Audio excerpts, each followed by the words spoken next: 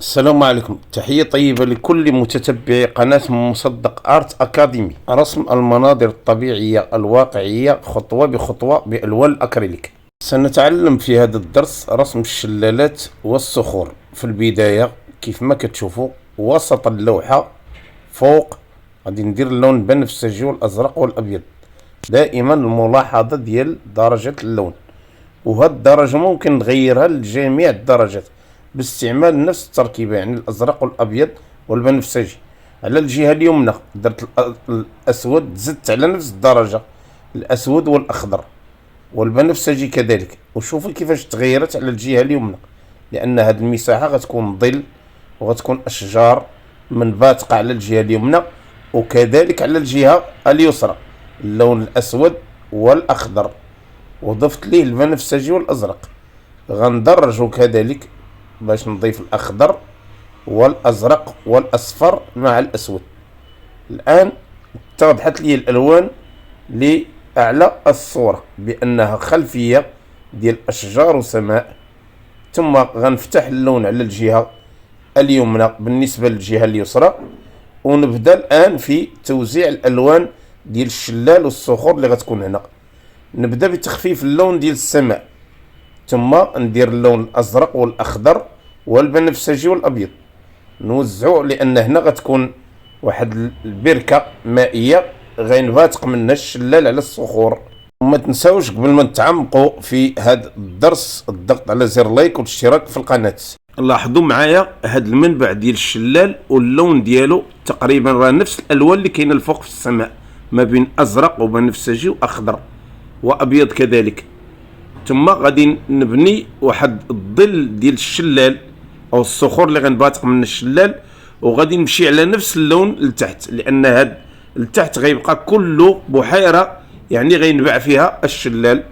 اللون غندير اللون الاسود والاخضر على الجهه اليسرى، اللون الازرق والاخضر والاصفر على الجهه، وكذلك على الجهه اليمنى خليط من الازرق والبنفسجي والاخضر والابيض.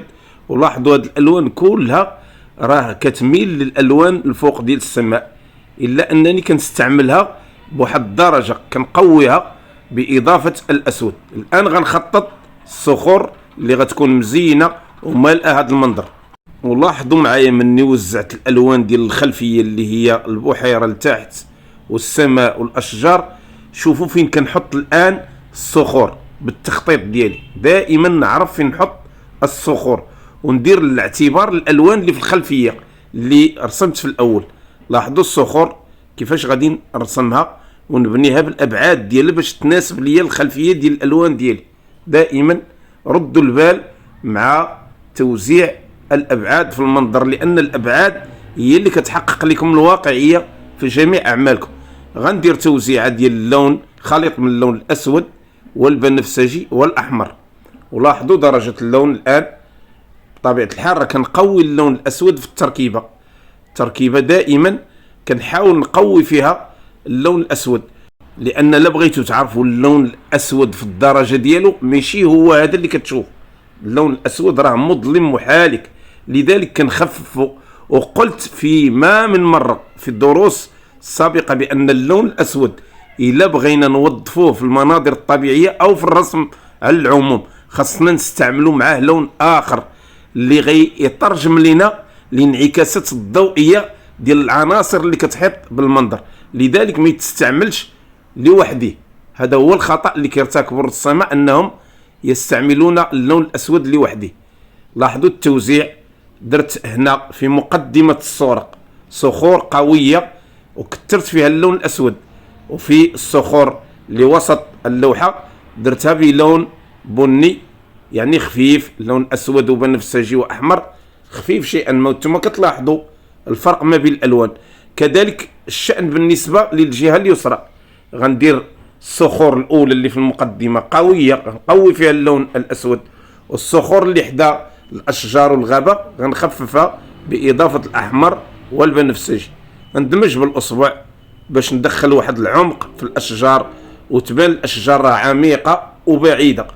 كذلك اللون الاسود والاخضر غندخلو في الاشجار باش نقوي كيف ما قلت عمق الاشجار وتبان فيها ظلال من الداخل وتبان كأنها أشجار كثيفة، لأن اللون الغامق دائما كيبين العمق والكثافة اللونية. ولاحظوا الآن التوزيع على الجهة اليمنى بالنسبة للغابة غنوزع اللون الأزرق والبنفسجي والأخضر، لاحظوا الدرجة، ونخلي ديك الجهة ديال الأشجار خضراء لأن تما فين غيجي الانعكاس الضوئي. الآن غادي نمشي للبحيرة باش نوزع فيها ألوان ديال الظل، انعكاسات ظل الصخور، وندير نفس التركيبة مرة أخرى، إلا أنني غنقوي اللون الأسود. درت الأزرق والبنفسجي والأخضر والأسود.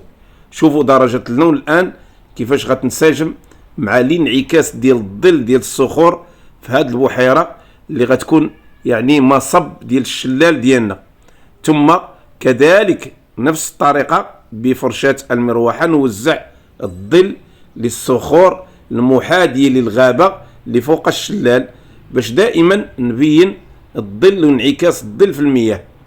وهذه العملية ديال انعكاس الظل في المياه راه هي اللي كتعطينا الواقعية وكتحرك لنا المنظر، يعني المنظر كيبان حيوي وحي، لأن دون هاد الألوان اللي فيها الانعكاسات كيبان اللون ميت والمنظر ميت. نوزع الآن السحب باللون البنفسجي والأزرق والأبيض.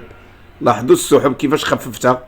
ثم على الجهة اليمنى غنبين هاد الجزء اللي ما بينش لأنه غيكون أشجار كذلك في الخلفية، ولكن هاد الأشجار ما غتكونش بنفس درجة العمق اللي في الأشجار اللي على الجهة اليسرى، لأن هاد المساحة معرضة للضوء والمساحة اللي على الجهة اليسرى ما معرضش للضوء.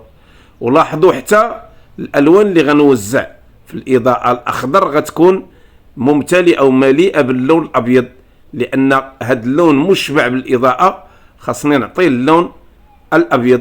وحتى الأصفر حتى هو غنستعمل.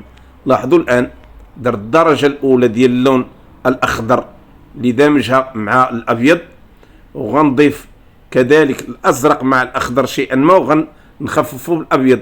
الآن غنضيف الأصفر والأبيض باش نعطي إضاءة وتبان الإضاءة على هذه الجهة. وحاولوا تلاحظوا معايا الآن العمق ديال هاد المساحة، يعني الألوان الأولى كيفاش ولات كتبان. مني درت الألوان دابا مضيئة الأصفر والأبيض، الخلفية كيفاش بانت كأنها أشجار مضيئة وفي خلفية كثيفة. الآن غنمشي للجهة اليسرى باش نوزع اللون الأخضر وندير أشجار كأنها غابة كثيفة وعميقة فيها العمق ديال الألوان المظلمة، اللون الأخضر والأسود. اللون الأخضر هنا درته بدرجة خفيفة، يعني درجة مضيئة، أخضر وأصفر وأبيض. وهاد التركيبة دائما ما كتعطيني لون أخضر فاتح، الأخضر والأزرق والأصفر، وبإضافة الأبيض كذلك. الأبيض كيعطيني إضاءة للون الأخضر بشكل رائع كينسجم مع الألوان ديال السماء. لاحظوا معايا الآن دائما الملاحظة طيلة هذا الفيديو، حاولوا تلاحظوا، لأن الملاحظة حتى هي كتساهم وكتساعدكم في استيعاب طريقة والكيفية باش رسمت هذا المنظر.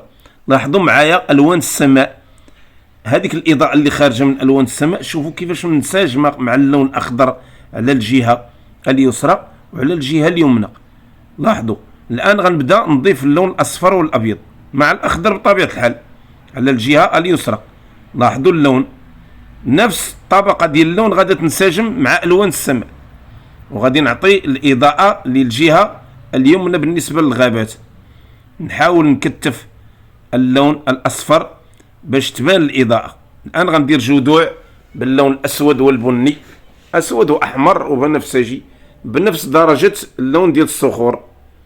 غنديرو نعمقو في المساحة اللي فيها الظل، ما غاديش نديرو في المساحة اللي فيها الضوء، كأن الجذوع خارجة من المساحة ديال الظل. نحاول نوزع هاد الجذوع بفرشاة لسان الطير، جذوع متشعبة باش تعطيني كثافة ديال الأشجار.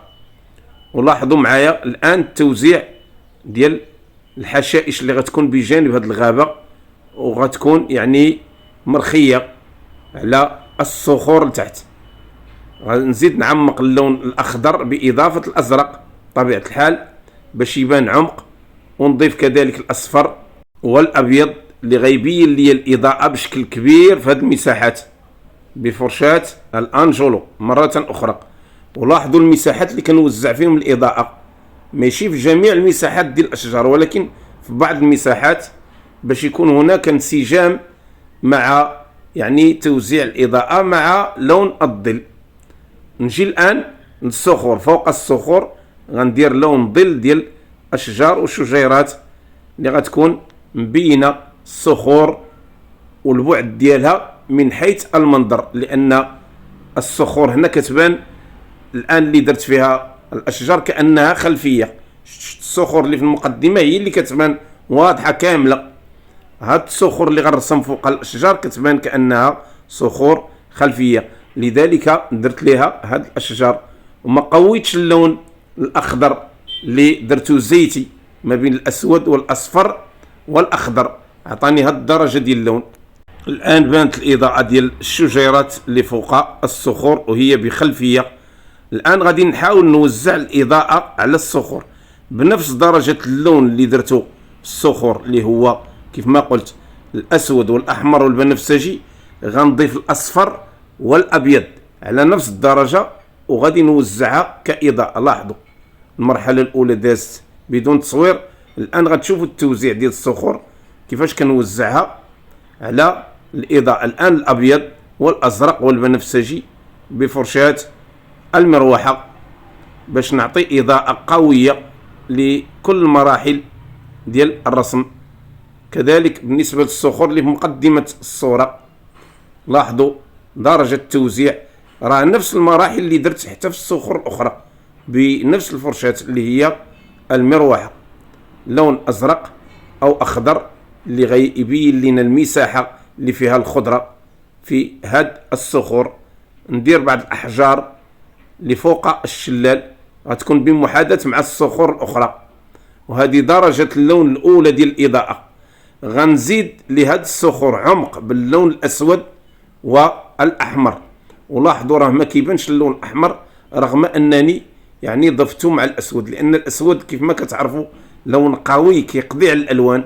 لذلك إلا بغينا نحاولوا نبينوا الألوان الأخرى نقويوها بكثرة باش تحاول تطفي لنا من قوة اللون الأسود، ولكن أنا كنحب الدرجة ديال اللون الأسود تبقى دائما قوية مع الإدماجات الأخرى ديال الألوان الأخرى.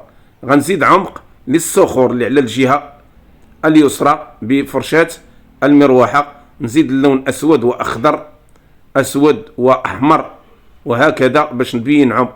ولاحظوا هاد الضربات كيفاش كتبين العمق في الصخور. نضيفها كذلك لتحت باش تبين لنا المساحة ديال الظل، لأن دون إظهار مساحة الظل راه ما تبانش المساحة ديال الضوء في المناظر. نزيد نأكد اللون ديال الظل تحت في البحيرة اللي غينساب عليها الشلال باللون الأسود والأخضر والأزرق. لاحظوا درجة اللون دائما بفرشاة المروحة. الآن غنبدل اللون هنا في المساحة الوسط، غندير لون بني بالأسود والأحمر والأخضر والبنفسجي. ولاحظوا درجة اللون هنا تبدلات تماما، لأن هذه المساحة غنحاول نستعمل فيها تقنية اللي كنظهر فيها كأن الماء شفاف أو زجاجي. لذلك نستعمل أولا عمق في اللون وخليط من الألوان اللي كتنتمي العائلة ديال الألوان الأخرى اللي هي الصخور والأشجار. جمعت فيها اللون الأسود والأخضر والأحمر واللون أصفر أوكر. أعطاني هاد الدرجة وزعتها باش تكون عمق. الآن غادي نعطي إضاءة للألوان ديال الصخور بإضافة الأبيض على نفس التركيبة الأولى اللي قلت اللي هي الأسود والبنفسجي والأحمر. ضفت ليه الأبيض والأصفر عطى اللون الأول. الآن غنضيف الأبيض والأصفر مرة أخرى، وبفرشاة الأنجولو غنوزع الدرجة الثانية من اللون باش تبان الإضاءة. كذلك على سلسلة الصخور اللي على الجهة اليمنى اللي مالئة ليا وسط اللوحة ومزينة ليا المنظر بشكل كبير. غنحاول نعطيها الإضاءة بنفس الدرجة ديال اللون اللي وزعت على الجهة اليسرى. ولاحظوا ضربات الفرشاة، ولاحظوا عملية توزيع اللون بالفرشاة، السلاسة والسهولة. كنحاول نلمس بطرف الفرشاة باش نوزع الموتيف ونبين الشكل ديال يعني هاد الحركه اللونيه اللي كاينه في هذه المساحه، وتبان الصخور كانها صخور واقعيه.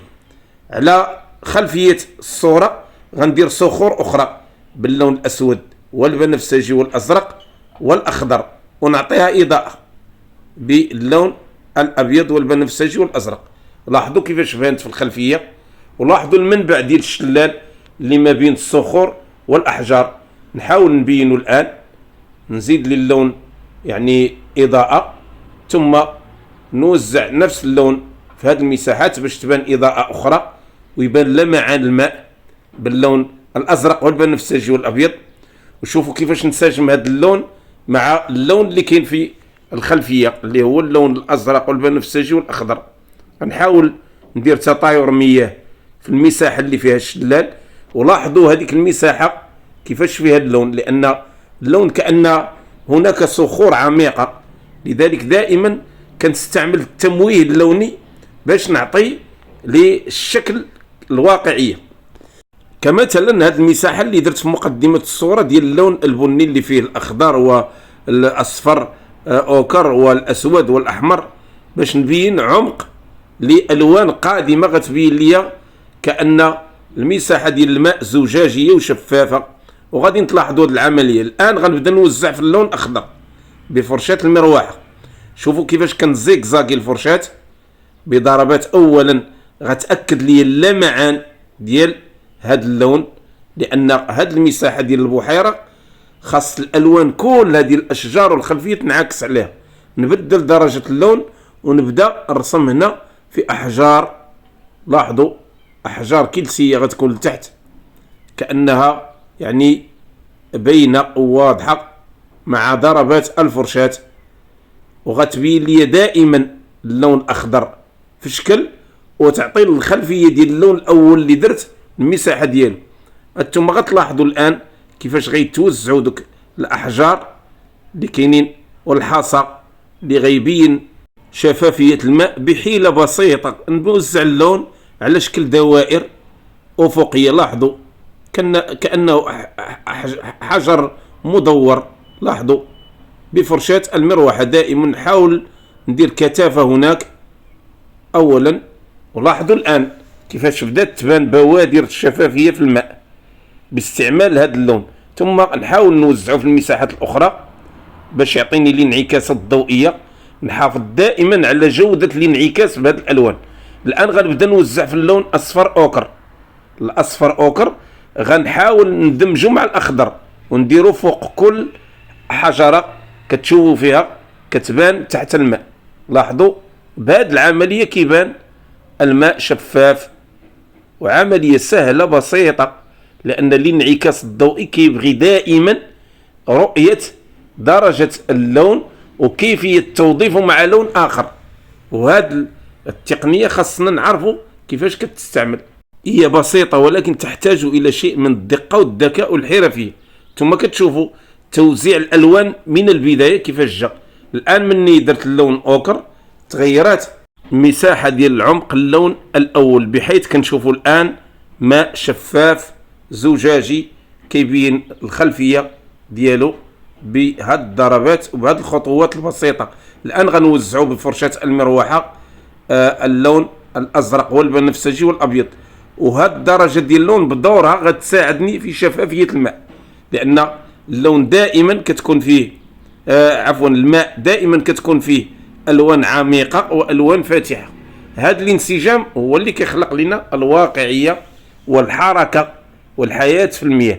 لاحظوا الدرجه ديال اللون كيفاش غتعطي لهذه المساحه ديال البحيره اللي غنساب عليها الشلال حركه وحياه قويه. لاحظوا نحاول دائما ضربات افقيه على المساحات اللي فيهم لون عميق.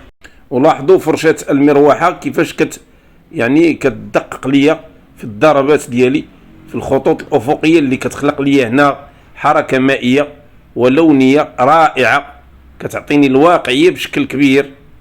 ثم نحاول دائما نوزع هذا اللون ونعطيه مساحه في هاد البحيره اللي غادا تبين لي مساحه ديال البحر والشكل ديال المياه الشفافه، دائما مع الخطوط الافقيه ونبدل اللون الآن لون تيركواز، يعني فيه الأخضر والأزرق والأبيض. شوفوا حتى هذا اللون دخوله على المساحات اللي غامقة كيفاش غيعطي للون وكيفاش كيعطي للمياه. الحياة كذلك دائما نحاول ندير مجموعة من الألوان. الآن غادي نحاول نعطي عمق للون الأول، لأن مني وزعت اللون الأخضر ما بقاش يبان لون العمق اللي هو بني. الآن غنحاول نبينه بخطوط قوية. لاحظوا ندير المساحات ديال الأحجار، لون هذا اللون باش تبان كأن اللون عميق وفيه عمق كيف ما كتشوفوا. الانعكاس ديال الظل ديال الصخرة الكبيرة باللون الأسود والأزرق والبنفسجي والأخضر دائما. ولاحظوا دائما النسبة ديال كل لون نحافظ عليها، لأن هذه الألوان كانت في الأول مني درت الألوان المضيئة ما بقاتش كتبان الألوان الغامقة. الآن غنحاول نحيي الألوان الغامقة باش تعطي الدور ديالها في المساحات.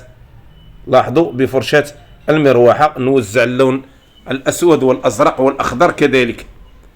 وبمجرد ما نبدأ نوزع لون هنا ولون هنا كتشوفوا كيفاش يعني المنظر كيحيا وكيعطينا الواقعية كما ترون بضربات خفيفة. الآن غندوز اللون البني اللي درت فيه الأصفر والأحمر والأبيض على المساحة اللي فيها الظل ديال الصخور بالسكين. ضربات هكذا نحاول نديرهم باش نبين المساحة ديال الظل، كذلك أن الانعكاس فيها خاصو يبان ويوضح. نحاول نوزعها بضربات خفيفة. ولاحظوا هاد الخطوات ديال هاد المنظر سهلة بسيطة. وزعت لون يعني متجانس في الخلفية وفي العمق، ووزعت الإضاءة ودرت بعض ضربات وبعض الحيل وبعض التقنيات، يعني نشأت ورسمت منظر رائع ديال شلال وصخور. الآن غنجيب واحد الجذوع هنا ندير فيها بعض الحشائش والأعشاب اللي غتكون بجانب هاد البحيرة والشلال. جذوع درتها باللون الأسود والأحمر. الرسم كذلك بعض الحشائش الأخرى بفرشاة المروحة الأخرى وفرشاة الأنجولو باللون الأخضر. الجوانب اللي بقات ما مملوءاش بالحشائش والمروج غنحاول نضربها بفرشاة الأنجولو. لاحظوا اللون مختلف لأنني استعملت هنا لون أوكر. الجوانب ديال الصخور كذلك باش نغني هذه المساحات اللي فيهم فراغات ديال اللون الظل بهذه الحشائش الخضراء دون استعمال بعض الجذوع للحشائش، لأن هذه حشائش كتكون بجانب الأودية والبحيرات. ندير ضربات ديال الحشائش وبعض الوريقات باللون الأخضر والجوانب كذلك دائما بفرشاة الأنجولو. ندير الإضاءة للجذوع والإضاءة كذلك لهذه الحشائش وهذا الورود بهذه الخطوات الجميلة باللون الأصفر والأبيض. لاحظوا الضربات بكل سلاسة وبساطة. المراحل ما قبل الأخيرة السكين، وغادي نحاول ندير خطوط الانعكاس باللون الأبيض والأصفر والأزرق. ولاحظوا ضربات هاد السكين كيفاش غادي تترجم ليا المنظر إلى منظر حي ديال الصخور والشلال بخطوط أفقية غتعطينا الانعكاس بقوة. ونجيب فرشاة المروحة باش ندير نسيب الشلال باللون الأبيض. لاحظوا ضربات فرشاة المروحة كيفاش عطانا هاد المساحة ديال نسياب الشلال. ثم ندير ضربات كذلك بفرشاة المروحة وانعكاس ضوئي في الأحجار اللي بجانب الشلال بنفس اللون اللي درت فيه الانعكاس الصخور. بهذه الخطوات نكون ختمت منظر طبيعي ديال صخور وشلال رائعة. كنتمنى من الله تكونوا استفدتوا من التقنيات وعجبكم المنظر الطبيعي. ما تنسوش دائما الاشتراك في القناة والضغط على زر لايك ومشاركة الفيديو بين أحبابكم وأصدقائكم. ألقاكم في حلقة قادمة إن شاء الله ودرس جديد. إلى ذلكم الحين أستودعكم الله. السلام عليكم ورحمة الله وبركاته.